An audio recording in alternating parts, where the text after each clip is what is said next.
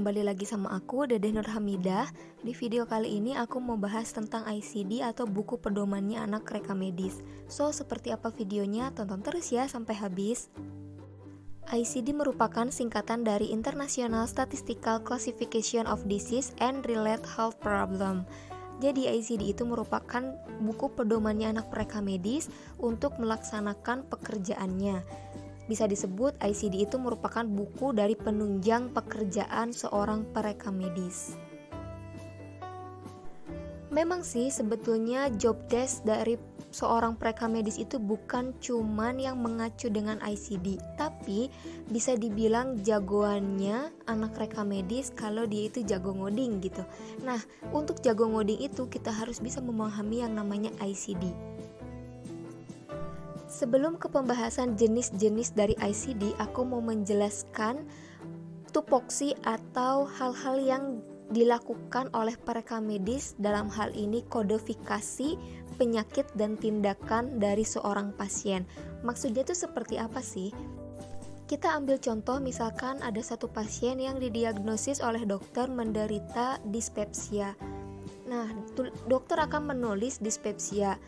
Tugas dari pereka medis adalah mengkonversi dari tulisan dokter itu menjadi sebuah kodifikasi atau sebuah kode yang terdiri dari kumpulan angka dan juga huruf. Ambil contoh lagi, untuk dispepsia itu kan kodenya K30 ya. Nah, dari tulisan dispepsia itu oleh pereka medis akan dikonversi menjadi K30. Cukup seperti itu. Kita bisa tahu dari mana bahwa dispepsia itu kodenya K30, kemudian hipertensi I10, atau diabetes mellitus E11.9,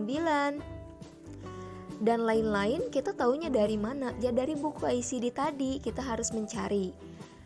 Jadi ICD itu isinya full bahasa Inggris, nggak ada bahasa Indonesianya sama sekali. Cara mencarinya pun sama seperti kita mencari arti bahasa Inggris di kamus manual buku yang zaman dahulu. Pasti kalian juga tahu dong buku itu seperti apa. Selanjutnya, untuk jenis-jenis ICD sendiri itu ada beberapa macam. Ada ICD-O, ada ICD-9, ada juga ICD-10. Yang mau aku bahas di sini spesifik ICD-9 dan ICD-10. Untuk ICD-9 tampilannya seperti ini. Ini khusus untuk mengkodifikasi dari tindakan yang telah dilakukan oleh dokter. Kita ambil contoh lagi. Misalkan ada pasien datang ke Fasiankes berobat, ternyata dokter mendiagnosa bahwa dia itu appendicitis atau usus buntu. Nah, dokter bilang, wah ini harus dioperasi nih. Nama tindakan operasinya itu appendektomi atau pengangkatan atau pengangkatan usus buntu. Nah, untuk tindakan appendektomi ini kita juga harus kode dari tulisan appendektomi ke kode seperti tadi. Carinya di mana? Ya di ICD-9 ini. Selanjutnya ICD-10, tampilannya seperti ini. Untuk ICD-10 ini khusus untuk mengkodifikasi diagnosa atau penyakit yang telah ditegakkan oleh dokter untuk seorang pasien. Contoh, misalkan seorang pasien didiagnosa oleh dokter itu menderita dispepsia. Dari tulisan dispepsia yang ditulis oleh dokter, kita akan dikonversi ya oleh anak pereka medis itu ke kode tadi. Nah, untuk mencarinya karena dia itu penyakit atau diagnosa, maka berpedomannya ke ICD-10. Untuk ICD-10 ini ada 2 buku.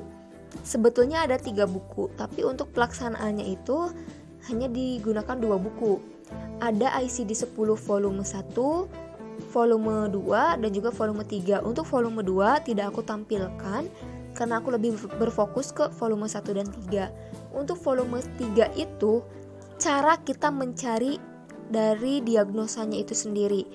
Cara kita mengetahui kodenya ya dengan kita mencari sesuai abjad dari penyakitnya. Misalkan tadi dispepsia, ya kita cari dari mulai urutan abjad D, dispepsia kita cari. Nanti di sampingnya itu ada kodenya K30. Nah, si K30 ini kita harus konfirmasi apakah betul itu kode dari dispepsia. Konfirmasilah ke ICD-10 volume 1. carinya jangan dispepsia lagi karena akan berbeda di volume 1 itu. Carinya adalah kodenya, tadi kan K30 ya, berarti K30 kita cari dari abjad K. Kemudian setelah tahu bahwa itu benar dispepsia, berarti kita mengkode itu sudah benar. Jadi jangan heran ya guys kalau ada anak rekam medis yang suka bawa-bawa buku ICD kemana-mana. Maksudnya kemana-mana itu bukan ke mall juga, tapi kayak kuliah bawa, kerja bawa, karena memang ini tuh pedoman dalam pekerjaan anak perekam medis. Salah satu job desk dari perekam medis kan kodifikasi, untuk menunjangnya yaitu buku ICD ini. Jadi gimana? Sekarang udah paham kan kenapa anak rekam medis selalu bawa buku ICD, dan udah tahu dong kegunaan ICD itu untuk apa? So mungkin sekian video yang bisa aku berikan, yang bisa aku share info-info mengenai pengenalan dasar tentang ICD. Semoga aku bisa membuat video untuk praktek dalam mengkodifikasi baik itu tindakan ataupun diagnosisnya ya guys. Terima kasih yang udah subscribe, yang udah nonton juga, yang udah kasih bonus like, komen, dan juga yang udah share video-video aku ke teman-teman kalian supaya bisa lebih bermanfaat. Sekian dari aku. Wassalamualaikum warahmatullahi wabarakatuh.